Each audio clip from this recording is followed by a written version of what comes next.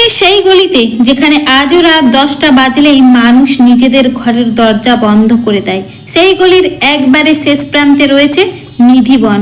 লোকেরা বলে সূর্য ডুবলেই সেখানে রাত নেমে আসে। কেউ যদি সেখানে রাত কাটায় তবে সে হয় পাগল হয়ে যায়, নয়তো সকালে তার দেহ পাওয়া যায় প্রাণহীন অবস্থায়। কিন্তু একজন সাধু ছিলেন, শ্রী প্রেমানন্দজি মহারাজ।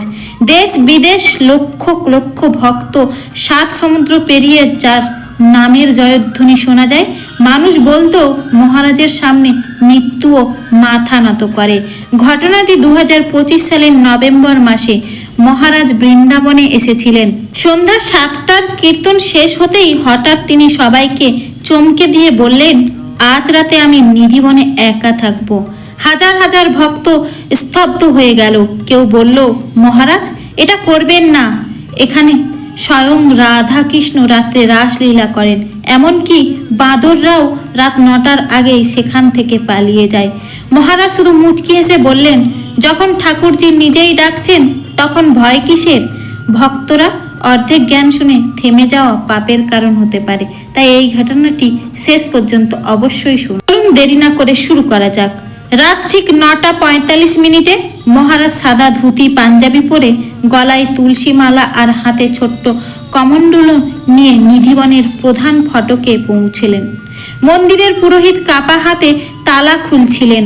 বাইরে শত শত ভক্ত দাঁড়িয়ে কাঁদছিলেন, হাত জোর করে অনুরোধ করছিলেন। মহারাজ সবার দিকে তাকিয়ে ধীরে বললেন, যা হওয়ার সকালে সবাই জানতে পারবে।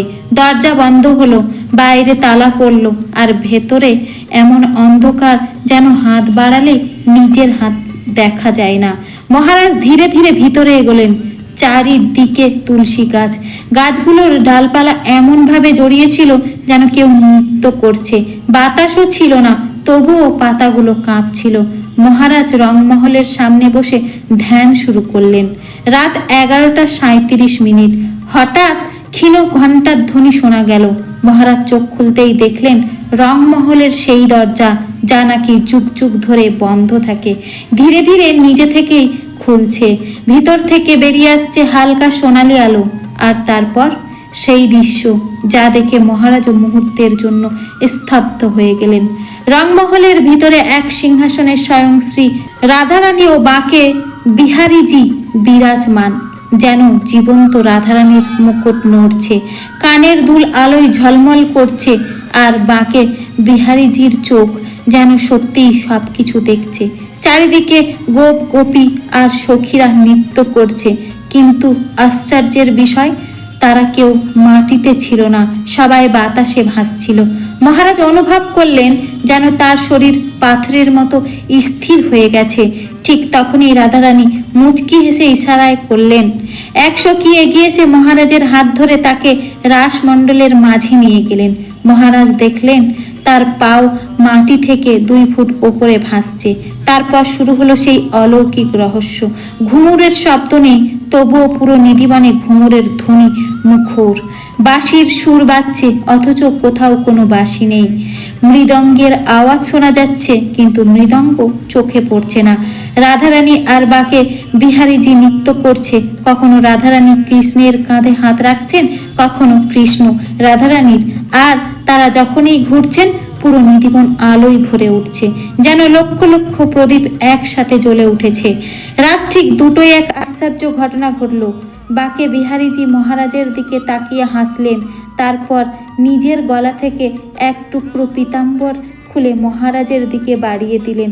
সেই পীতাম্বর বাতাসে ভেসে এসে নিজে থেকেই মহারাজের গলায় জড়িয়ে গেল। তার স্পর্শ মাত্রই মহারাজের শরীর কেঁপে উঠল, আর তিনি মাটিতে লুটিয়ে পড়লেন।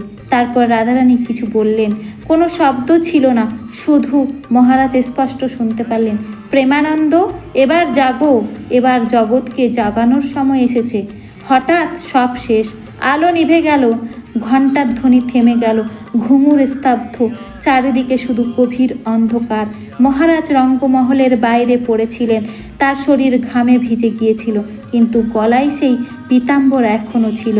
ভোর 5টা 45 মিনিটে পুরোহিত দরজা খুলতেই সবাই স্তব্ধ। মহারাজ মাটিতে শুয়ে আছেন, তার মুখ এমন উজ্জ্বল যেন কোটি সূর্য একসাথে উদিত হয়েছে। চারিদিকে ছড়িয়ে আছে সোনার মতো ঝলমলে তুলসী পাতা। আর সবচেয়ে আশ্চর্যের বিষয়, নিধিবনের যেসব গাছ রাতে একে অপরের সাথে জড়িয়েছিল, সকালে সেগুলো একেবারে সোজা হয়ে দাঁড়িয়েছিল। মহারাজ চোখ খুলে শুধু বললেন, আমি নিজের চোখে ঠাকুরজিকে নাচতে দেখেছি। তারপর থেকে সেই পীতাম্বর আশ্রমে সংরক্ষিত আছে বলে বিশ্বাস করা হয়।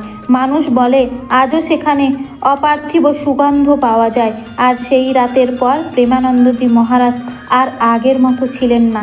তার চোখে যেন সর্বদা রাসলীলার ঝলক দেখা যেত।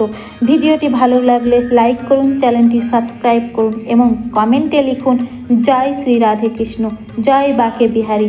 ধন্যবাদ। সর্বোপরি শেষে বলি, সুস্থ থাকবেন, ভালো থাকবেন। রাধে রাধে।